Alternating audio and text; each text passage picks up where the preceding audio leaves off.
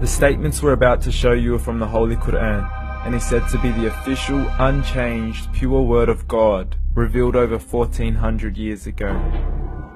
Claiming to be the word of God is a heavy statement, and without proof, or if a single contradiction is found within the book, the apparent word of God will be proven false. So without further ado, let's put the book to the test. In the 23rd chapter, titled The Believers, from the 12th to the 14th verses, God is said to give a detailed description of how the human being is formed. It begins by saying, "We then placed him as a sperm drop in a place of settlement, firmly fixed. Then we made the drop into a alaqa." We will translate this word very soon. "And then we changed the alaqa into a lump. Then we made out of that lump into bones. And then we clothed the bones with flesh. Then we caused him to grow and come into being and attain the definitive human form." In the 21st century, we can now safely say that this verse is clearly describing the process of human development in correct chronological order. However, what we should be paying attention to in particular is the second stage, referring to the development of the embryo. The specific word used to describe the embryo in this verse is the word alaqa.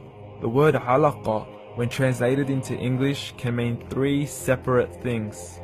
Firstly, a blood clot, or to be suspended, that is to be hanging or clinging to something, or thirdly and finally, a leech.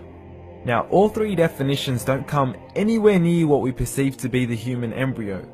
So, why are these words used, and what significance do they share with the human embryo? Can the embryo be described as a blood clot? Well, what do you think?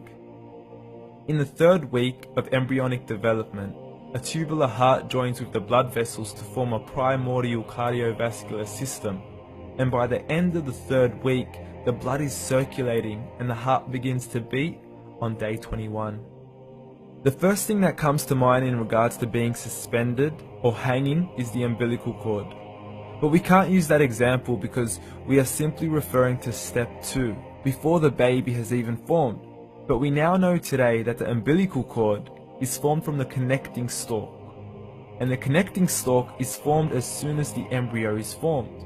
The embryo's connecting stalk has even been described by John Allen and Beverly Kramer as an object to suspend the developing embryo in the extra-embryonic column. So an embryo is suspended and does have a strong resemblance with a blood clot.